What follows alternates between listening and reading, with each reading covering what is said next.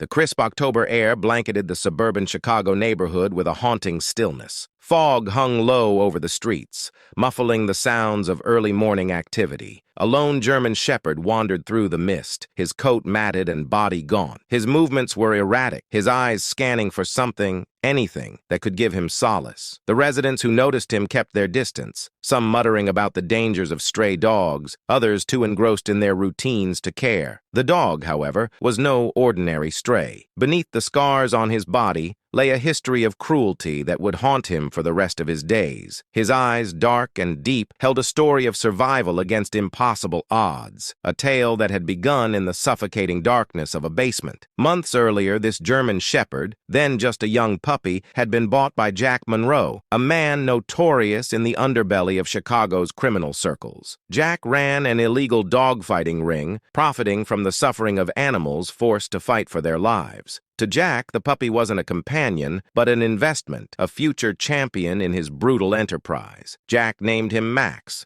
though the name was rarely spoken. To him, the dog was nothing more than property, a tool for his savage trade. The basement where Max lived was cold and unforgiving. The air was thick with the stench of urine, blood, and despair. A single flickering bulb cast eerie shadows across the damp concrete walls. Max's world was confined to a metal cage barely big enough for him to stand. His food, if it came, was tossed carelessly into his enclosure, moldy scraps unfit for consumption. He was starved, beaten, and conditioned to fear every human gesture. Jack's training methods were cruel. He would dangle meat just out of Max's reach for hours, then punish him for barking or whining. When the dog showed signs of submission, Jack would strike him, reinforcing fear as the only acceptable response. The beatings left scars, both physical and emotional. Over time, Max learned not to resist. His once bright eyes grew dull, his spirit crushed under the weight of constant abuse. Despite the relentless cruelty, a spark of defiance remained deep within Max. It flickered faintly, fueled by an instinct to survive. That spark ignited one night when Jack, drunk and careless, forgot to lock the basement door. Max, driven by hunger and desperation, gnawed through the rusted latch of his cage. The taste of freedom was enough to propel him forward, past the barking of other caged dogs and up the narrow staircase. He bolted into the night, Jack's slurred shouts fading behind him. The city was vast and unfamiliar. For weeks, Max roamed the streets, scavenging for food and shelter. The trauma of his past made him wary of people. He flinched at sudden movements, avoided crowded areas, and growled when cornered. Most humans he encountered responded with hostility, throwing rocks or shouting at him to leave. Others simply ignored him. Each encounter reinforced his mistrust, driving him further into isolation.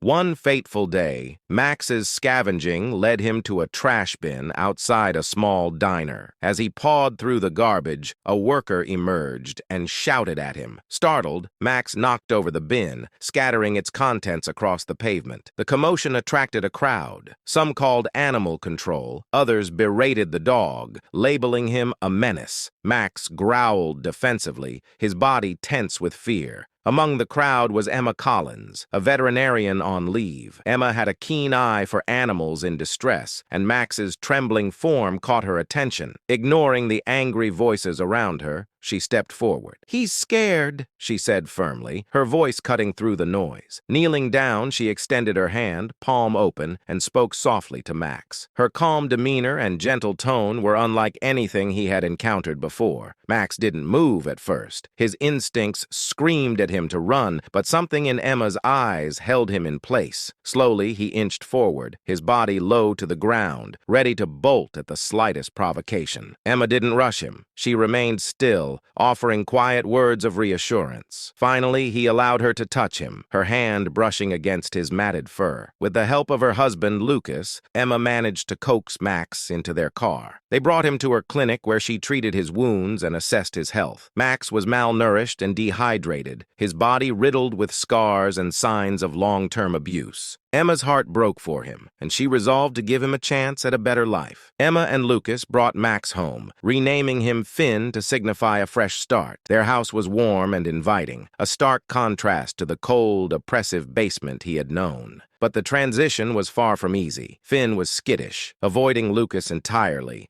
and cowering at sudden movements or loud noises. He refused to eat if anyone was watching and spent hours hiding in corners. Emma knew it would take time for Finn to heal, both physically and emotionally. Patiently, she worked to gain his trust. She fed him by hand, spoke to him in soothing tones, and avoided any actions that might startle him. Lucas, understanding Finn's fear of men, kept his distance, allowing the dog to approach on his own terms. Slowly but surely, Finn began to open up. He started to explore the house, sniffing cautiously at furniture and peeking into rooms. Each small victory was celebrated, a testament to his resilience. Finn's true transformation began when Emma and Lucas welcomed their newborn daughter, Lily, into their lives. At first, Finn was wary of the tiny human who cried and moved unpredictably. But as days turned into weeks, his curiosity overcame his fear. He began to lie beside Lily's crib, watching her with quiet intensity. When she started to crawl, he followed her, his protective instincts kicking in. The bond between Finn and Lily grew stronger with time. She would giggle as he nudged her with his nose,